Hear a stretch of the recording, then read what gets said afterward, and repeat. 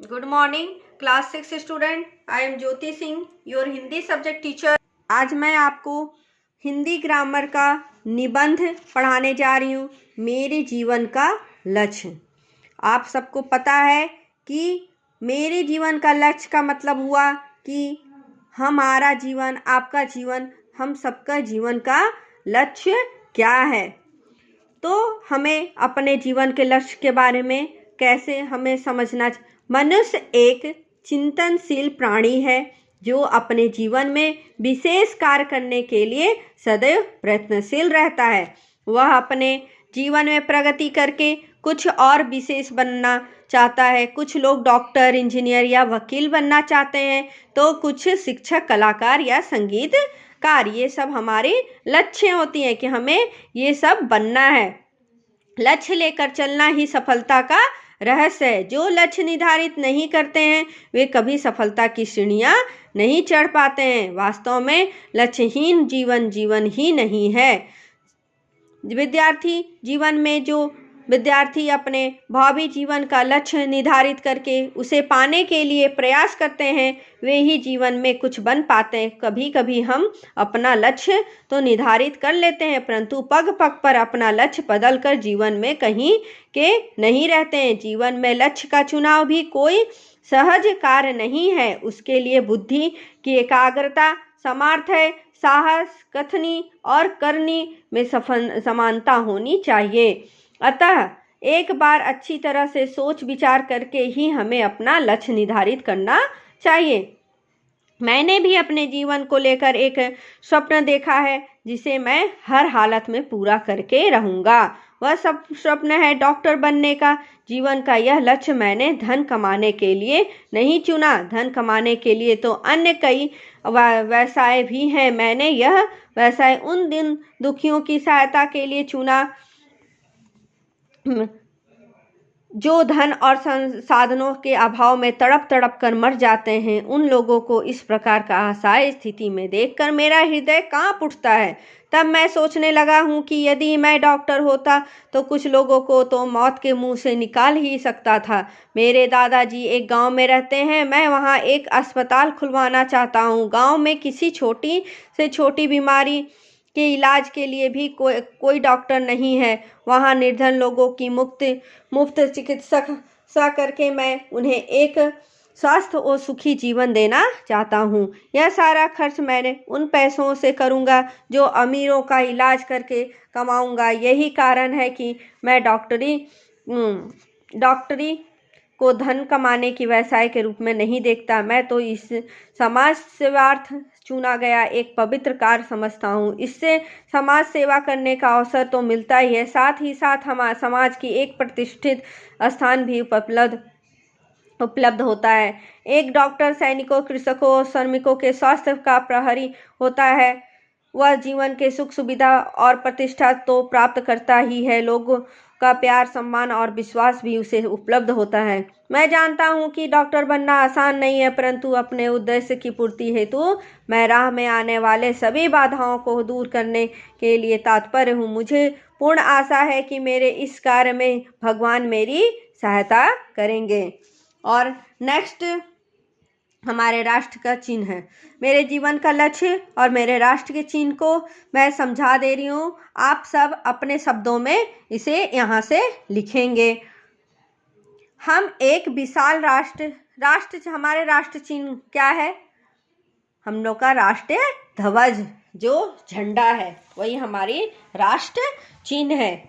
हम एक विशाल राष्ट्र भारत के निवासी हैं जो हिमालय से लेकर कन्याकुमारी तक फैला है. इसमें अनेक राज्य होते हुए भी उन राज्यों को एक सूत्र बांधने वाली हमारी संसद और चुनाव प्रणाली है. इस विशाल भूखंड में अनेक धर्मों और संप्रदायों के लोग रहते हैं. इनकी वेशभूषा और खान पान अलग अलग होने पर भी आध्यात्मिकता और धार्मिक भावना के सूत्र में सभी निवासी बंधे हुए हैं. हमारी जीवन पद्धति ही हमारी पहचान है. कोई भी हमें देखकर साहसी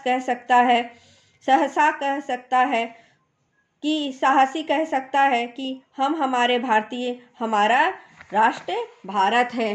प्रत्येक राष्ट्र के अपने कुछ चिन्ह होते हैं जो उसके आदर्शों और उद्देश्यों के बातें बताते हैं। हमारे भी ऐसे कुछ चिन्ह हैं जिन्हें हमें गर्व है, जिन पर हमारा राष्ट्र ध्वज हमारा सबसे प्रमुख चिन्ह है। इसमें 3 रंग हैं, इसलिए यह तिरंगा कहलाता है। पहला रंग केसरिया, दूसरा सफ़ेद और तीसरा हरा, और बीच में नीला रंग का जो चक्र है, ये तीनों रंग के विशेष अर्थों को बोधक है। केसरिया उत्साह, सफ़ेद पवित्रता और सच्चाई एवं हरा भूमि की हरियाली का द्योतक है। बीच में बना चक्र हमें निरंतर अपने पथ पर अग्रसर होने पर संदेश देता है। यह सभी महत्वपूर्ण राष्ट्रीय कार्यक्रमों में लहराया जाता है। किसी कवि ने इन रंगों को महत्व को इस प्रकार अभिव्यक्त किया है। केसरिया बल भरने वाला सादा है सच्चाई, हरा रंग है हरी हमारी धरती की अंगड़ाई। इसका मतलब है जन गण मन अधिनायक हमारा राष्ट्रगान है, जिसे रविंद्रनाथ टैगोर ने लिखा है। इसे गाने की विशेष विधि सावधान स्थिति में खड़े होकर इसे गाना या सुनना चाहिए। लगभग 52 सेकंड में यह गान समाप्त हो जाता है। राष्ट्रध्वज और राष्ट्रगान के अतिरिक्त हमारा एक राष्ट्रीय प्रतीक भी है। भारत का यह राष्ट्र चिन्ह सारनाथ स्थित अशोक के लिए सिंह स्तंभ की अनुकृति है, जो सारनाथ के संग्रहालय में सुरक्षित है। मूल स्तंभ की शीर्ष पर 4 सिंह हैं जो एक दूसरे की ओर पीठ किए हुए हैं। सामने में देखने पर केवल 3 ही दिखाई पड़ते हैं। नीचे वाले भाग में पट्टी पर एक चक्र बना है। चक्र के दाईं ओर एक बलिष्ठ बैल की मूर्ति है जो शक्ति एवं परिश्रम का प्रतीक है। बाईं ओर दौड़ते हुए घोड़े का चित्र सामर्थ्य का प्रतीक है। इसे राष्ट्रीय प्रतीक के नीचे लिखा सत्यमेव जयते, अर्थात सत्य की ही जीत होती है। इन मुख्य राष्ट्र चिन्हों के अतिरिक्त हमारे कुछ अन्य राष्ट्र चिन्ह भी हैं। पहला राष्ट्रगीत बिक्रम चंद्र चटर्जी द्वारा लिखा गया यह गीत वंदे मातरम हमारा राष्ट्रीय गीत। स्वतंत्रता संग्राम में यह गीत लोगों के लिए प्रेरणा स्रोत था। 1896 में भारतीय राष्ट्रीय कांग्रेस अधिवेशन में यह प्रथम बार गाया गया। राष्ट्रीय पशु कौन है? बाघ हमारा राष्ट्रीय पशु है। अपनी सलीनता, दृढ़ता, फुर्ती और अपार शक्ति के लिए बाघ को राष्ट्रीय पशु कहलाने का गौरव प्राप्त है। राष्ट्रीय पक्षी मोर है। मोर के अद्भुत सौंदर्य के कारण ही भारत सरकार ने 26 जनवरी 1963 को इसे राष्ट्रीय पक्षी घोषित किया। भारतीय जनमानस के मन में बसा और हमारी आस्थाओं में रचा बसा यह पक्षी हमारा राष्ट्रीय पक्षी है। राष्ट्रीय मुद्रा भारतीय रुपये का प्रतीक चिन्ह अंतर्राष्ट्रीय स्तर पर आदान प्रदान तथा आर्थिक संबलता को परिलक्षित कर रहा है। रुपये का यह नया प्रतीक देवनागरिक लिपि के र और रोमन लिपि के आर को मिलाकर बना है। राष्ट्रीय खेल भारत का राष्ट्रीय खेल हॉकी। हमारे देश में इसका आरंभ 100 वर्षों से भी पूर्व हुआ था। राष्ट्रीय पुष्प भारत का राष्ट्रीय पुष्प कमल है। प्राचीन भारत में पुराणों में इसका महत्वपूर्ण स्थान है। भारतीय संस्कृति में इसे शुभ का प्रतीक माना जाता है। राष्ट्रीय पेड़ भारत का राष्ट्रीय पेड़ बरगद है। यह घना एवं फैला हुआ होता है। इसकी शाखाएं दूर दूर तक फैली रहती हैं। वे जड़ें गहरी होती हैं। राष्ट्रीय नदी भारत की सबसे महत्वपूर्ण नदी गंगा हमारी राष्ट्रीय नदी है। यह 2510 किलोमीटर की दूरी तय करती हुई भारत के विशाल भूभाग को सिंचती है। गंगा देश की प्रकृति संपदा ही नहीं, जन जन की भावनात्मक आस्था का आधार भी है।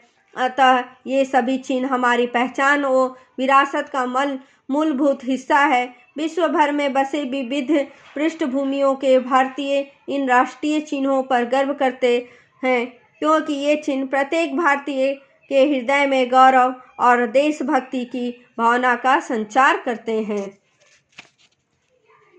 तो आप सब इस निबंध को मेरे जीवन का लक्ष्य और हमारे राष्ट्रीय चिन्ह को अपने अपने शब्दों में लिखेंगे।